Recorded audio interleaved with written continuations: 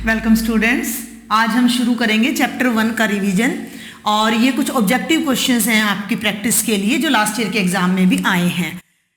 पहला क्वेश्चन है बेटा 0.375 को P बटा Q के रूप में लिखें। एक क्वेश्चन पर हम थोड़ा सा समय लगाएंगे।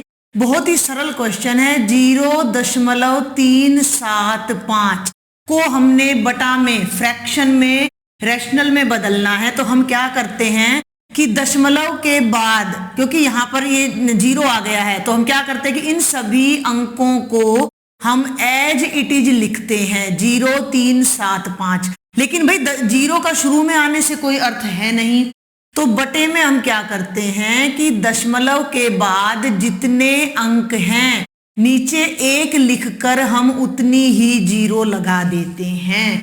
तो ये हो जाता है 375 बटे 1000। ठीक है भाई, ये हमारा क्वेश्चन P बटा Q की फॉर्म में आ जाता है। लेकिन जो बात अब मैं आपको बताने जा रही हूं उसे ध्यान से सुनना है। मैंने आपको यहाँ 2 तरह से ऑप्शंस लिख कर दिए हैं, एक यहाँ लिख कर दिए हैं और एक यहाँ। ये ऐसा क्यों किया मैंने? आपको क्वेश्चन करते समय आंसर्स पर ध्यान देना है।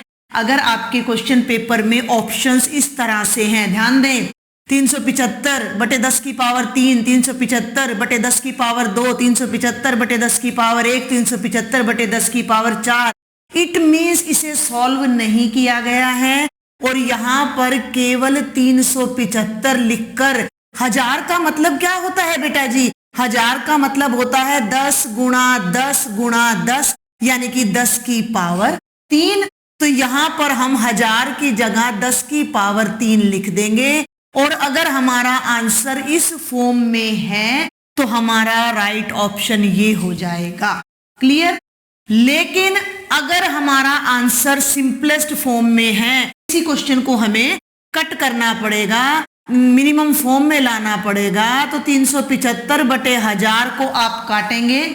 बेहतर आप 25 पे काटे, नहीं तो आप 5 पर भी ले सकते हैं। तो भाई 5 7 35 और 5 5 25 और 5 दूनी 10, 0 और 25 75 और 25 8 200, तो 3/8। तो मिनिमम फॉर्म में है तो हमारा आंसर ये है। अगर मिनिमम फॉर्म में नहीं है तो हमारा आंसर ये है। इस मेन बात को आपने ध्यान रखना है इन क्वेश्चंस को करते टाइम।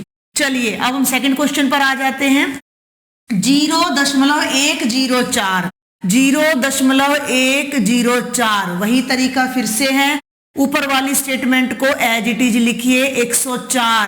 0 क्यों नहीं लिखा? क्योंकि शुरू में 0 लिखोगे तो भी 104 ही पढ़ा जाएगा।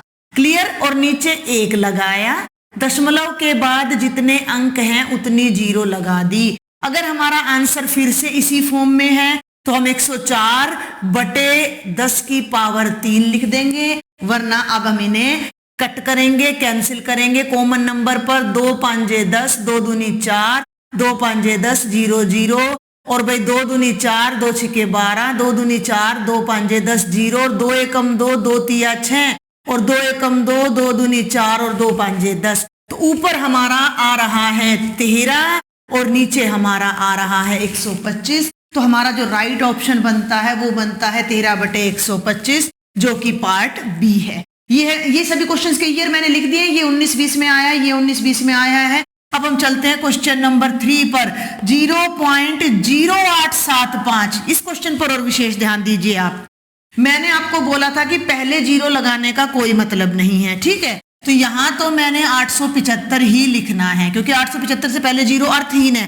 लेकिन यहाँ दशमलव के बाद 4 अंक हैं, तो नीचे हम दशमलव के बाद 4 0 लगाएंगे, 10,000 लगाएंगे और इसको फिर आप कैंसिल कर सकते हो, 25 पर कर सकते हो। 5 एकम 5, 8 में से 5 गए 3, 5 7 35, 5 5 25, 5 दूनी 10, 0 0 0, 25 7 175 और 25 8 200 और आपका आंसर आ जाएगा मिनिमम फॉर्म में 7/80। तो ये बात आपके ध्यान देने की है।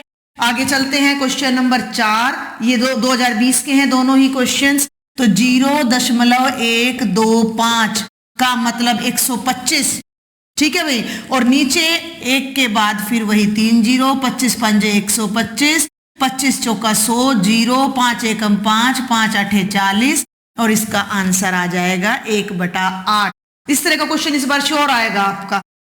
और क्वेश्चन नंबर 5, 15.75। अब इस क्वेश्चन पर आप ध्यान दें, अभी तक जितने क्वेश्चन हमने किए सब में शुरू में 0 लगी हुई थी, जिसे हमने हटा दिया था, लेकिन अब हम ऐसा नहीं करेंगे क्योंकि यहाँ पर 0 तो है ही नहीं। 15.75 है तो पूरा अंक 1575 यानी कि 1575 को हमने ऊपर लिखना है और नीचे 1 के बाद उतनी ही 0 लगानी है जितने अंक दशमलव के पश्चात आए हैं। तो वो हो गया यहाँ पर 100। अब आप इसे कट कर सकते हो, मैं थोड़ा इधर लिख देती हूँ ताकि ये ऊपर मर्ज ना हो जाए। 1575/100 तो भाई 25 छिका 150 और 25 तिये 75 और भाई 25 चौके 100 और आपका आंसर आ जाएगा 63/4। अगर आप इन 5 क्वेश्चंस को करते हैं और उसके बाद मैंने यहाँ ये 5 क्वेश्चन आपकी प्रैक्टिस के लिए लिखे हैं जिन्हें आप वीडियो को पॉज करके नोट कीजिए और इन क्वेश्चंस को सॉल्व कीजिए। अगर आपको इनमें कोई डाउट रहता है तो आप मुझे कमेंट बॉक्स में बताएं। ये क्वेश्चंस करने के बाद 5 ये और 5 ये 10 क्वेश्चन करने के बाद आपका 1 नंबर कंफर्म हो जाता है। Thank you.